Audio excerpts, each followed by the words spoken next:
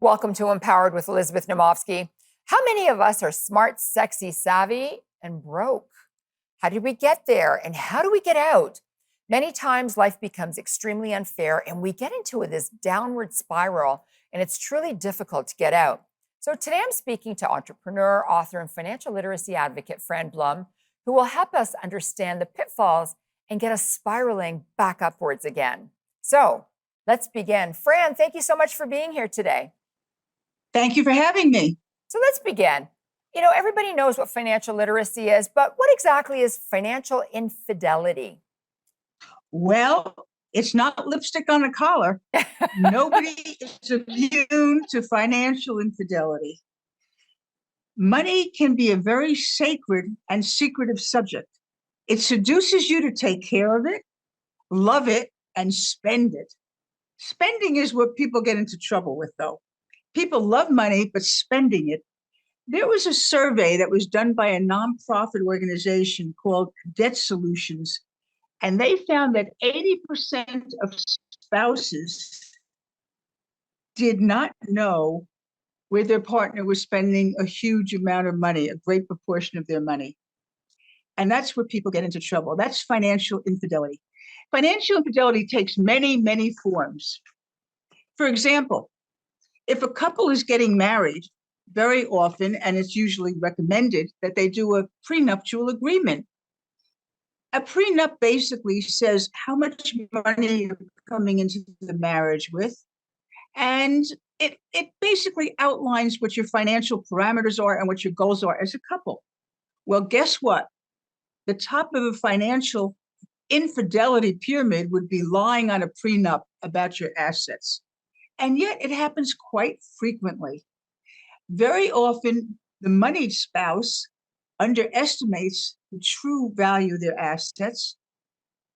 However, in some states, in the United States, for example, that they have community property, very often people overestimate what they're going into the marriage with. So it can work both ways. And no one's immune to it. Women can be just as guilty as men. Usually men are very good at financial infidelity. Let me give you another very common example. Okay. Perhaps as an investment advisor, you've seen this, Liz.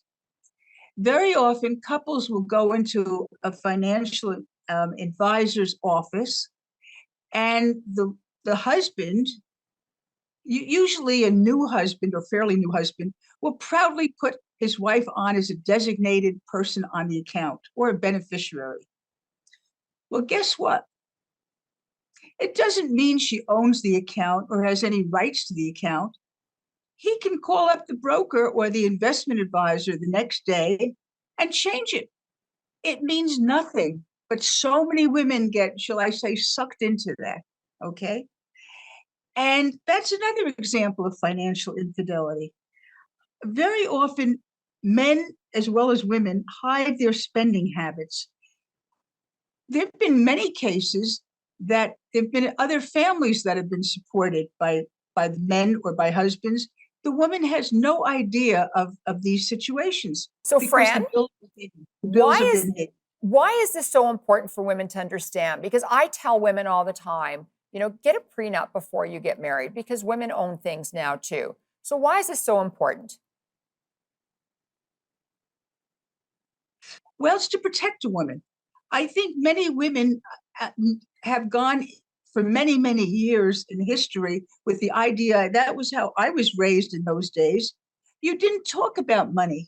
That was something men talked about, or it wasn't nice. It wasn't quote nice.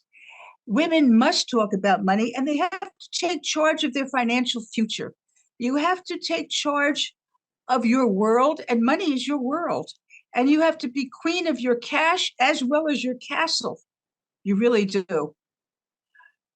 And financial infidelity is one way that many women have faced a life of hardship that they did not expect.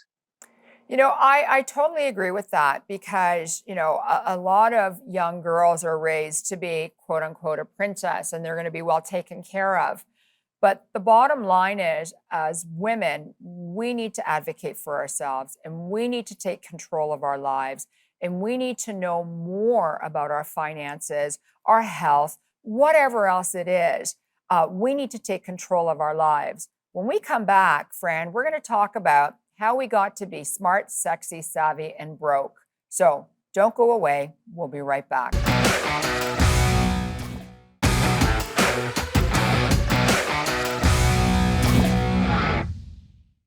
Welcome back to Empowered with Elizabeth Naumovski. Today we're talking about money, freedom, independence, and happiness. So, Fran, let's continue. Let's talk about how did we get to be smart, sexy, savvy, and broke? And how do we get out? Okay, let me tell you the most obvious answer. Overspending. Overspending and getting yourself into debt. Let's talk about debt. The bank doesn't care. Let's say you take out a loan, a car loan. Let's make it a car loan, which is, of course, very common. You decide to buy a car, you take out a car loan.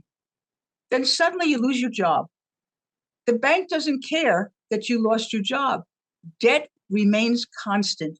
Those three words get people into a lot of trouble. Debt remains constant. Debt does not change based on your tears, based on your boyfriend breaking up with you, based on you losing your job. You will always have debt and you're responsible for it and you must pay it off. Overspending and debt are what get people who are smart, sexy, savvy. That's what gets them broke. Certain people can make tons and tons of money, but yet they're overspending. There's always a designer bag. There's always a pair of shoes that cost much too much money. And I think things are outrageous now. I think a lot of things are very overpriced, but yet certain people will constantly get into a spiral and they start going downward because they have to pay off all of these charges. Cut back on that. Usually there's no reason for you to have more than one major credit card. That's another thing I think of. I see young women who are working 3 or 4 years. They proudly open their wallets and they have 15 credit cards. I don't know why they need 15 credit cards. No one does. So let's move on. Now you talked about debt. Let's talk about the other 4 Ds. Let's go through each of them. Okay. Very often women get into trouble for reasons beyond their control. Divorce is one of them. Now, sometimes you don't see it coming. That happens very, very often. You don't see it coming. Everything looks good. And then all of a sudden, wow. Okay. I can tell you a very interesting story that a lawyer, a friend of mine, she told me very recently. The couple was married 15 years, living nicely. He was an executive, they live in Florida. He was traveling to Texas quite often, and there was no reason to suspect anything. She never saw his bills. Suddenly, by mistake, a bill comes. He stayed at the Marriott in a Texas city all the time. He was always at the Marriott. And she would call him frequently. For 15 years, this went on, and he stayed at the Marriott. Suddenly, a bill comes to the house for garden supplies, a new lawnmower, bushes, all kinds of gardening things. Well, he wasn't doing the gardening at the Marriott in Texas. Suddenly, she put a private detective on it. She got a little nervous. Well, a month later, he says, I'm getting a divorce.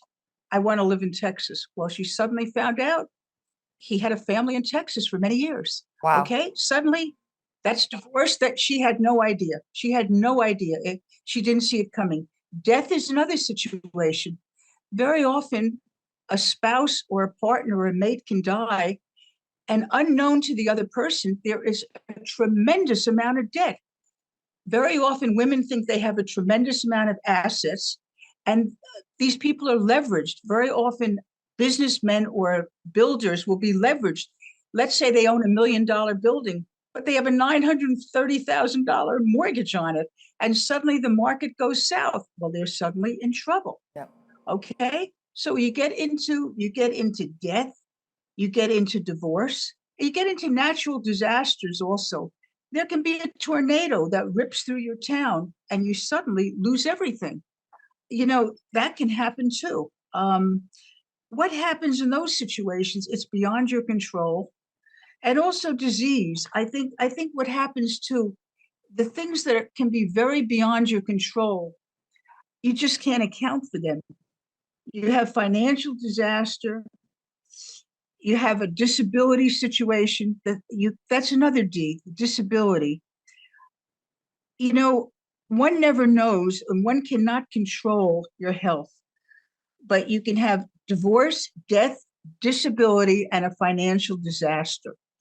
And that's the 4 Ds, and it can happen to everyone. And the you know 4 what? Ds, You're don't see it 100% coming. correct. It can happen to everyone. And that's why I like to talk to different women on this show, because everyone has a different perspective and everyone needs to ask questions. And as I said, advocate for ourselves. So, Fran, when we come back from commercial break, we're going to talk about something that you're passionate about, your 15 platinum rules. We'll be right back.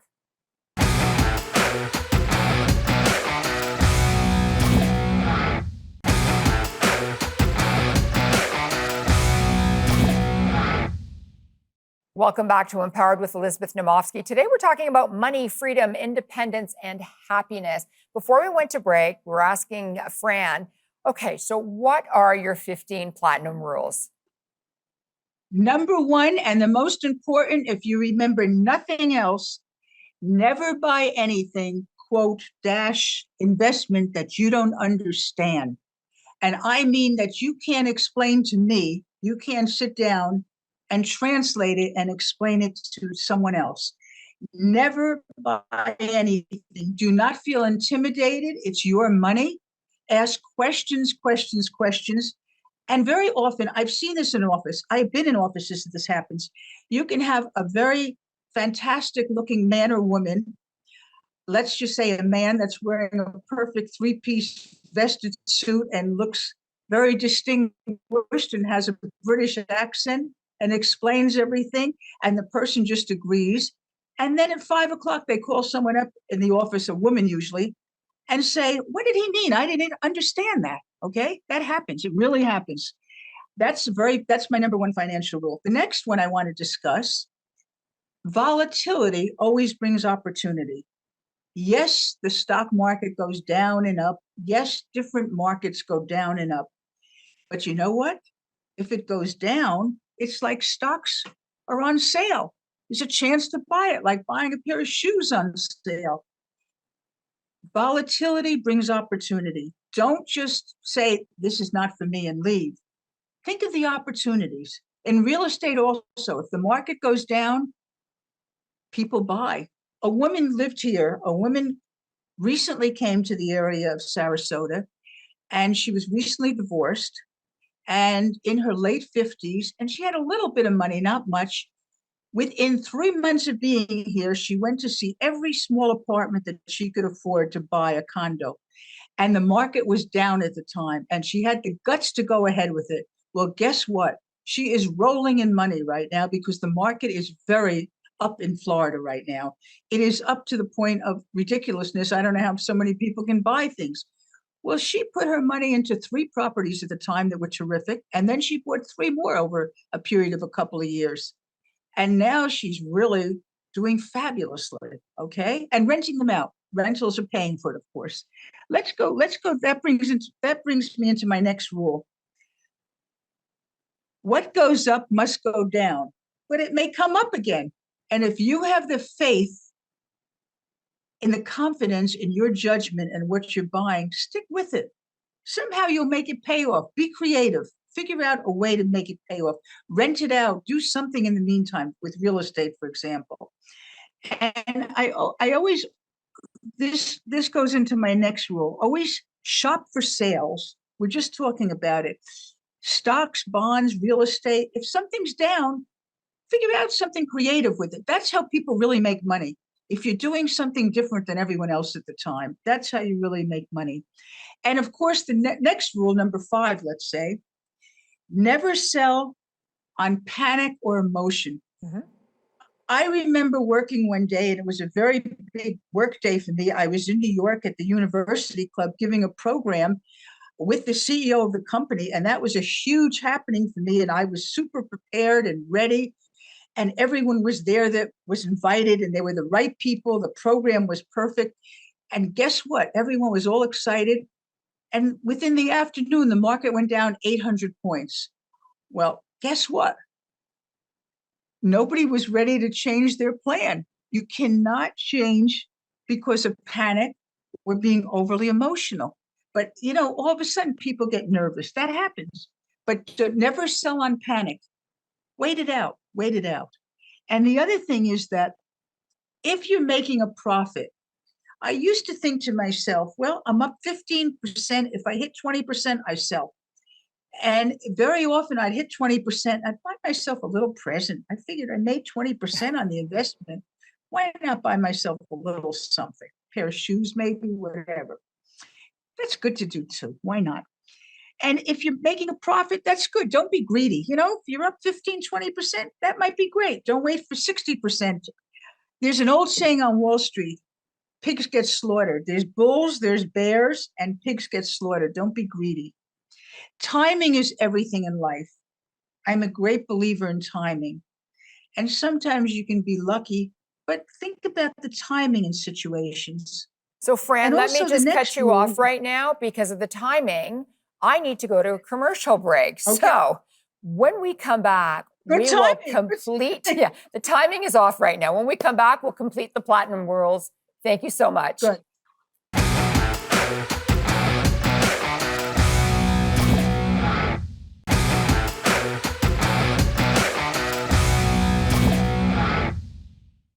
Welcome back to Empowered with Elizabeth Naumovski. Today we're talking about money, freedom, independence, and happiness with Fran Blum.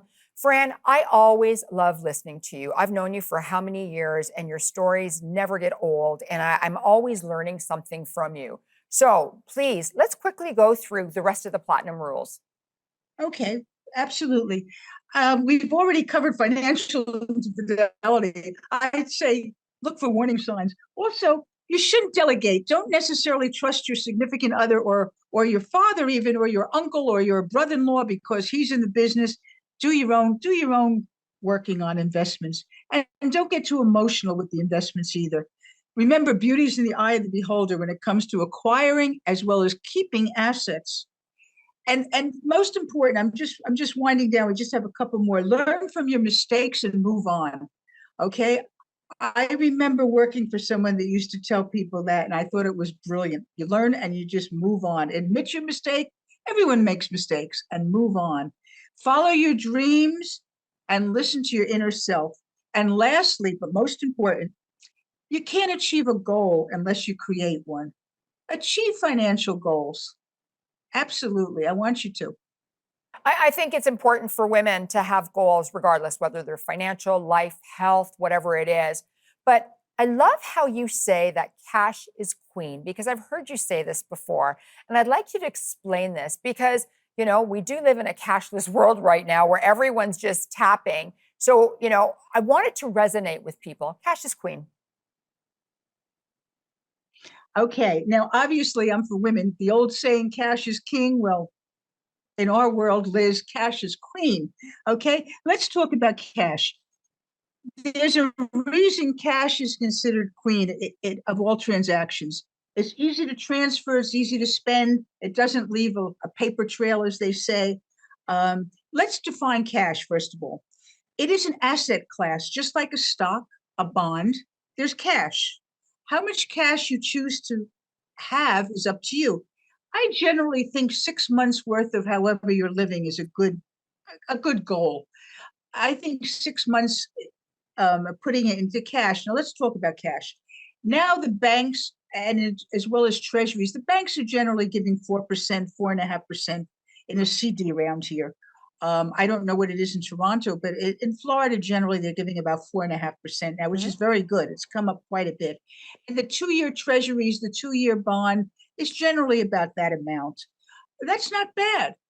For a long time, we had maybe 1%, under 1%. There's a bank here that was giving 0.001 every time I asked. They were embarrassed too. Now, cash, let's talk about cash and cash equivalents. It's an asset class. So cash can take many forms, okay? You can have a money market fund. You can have checking accounts.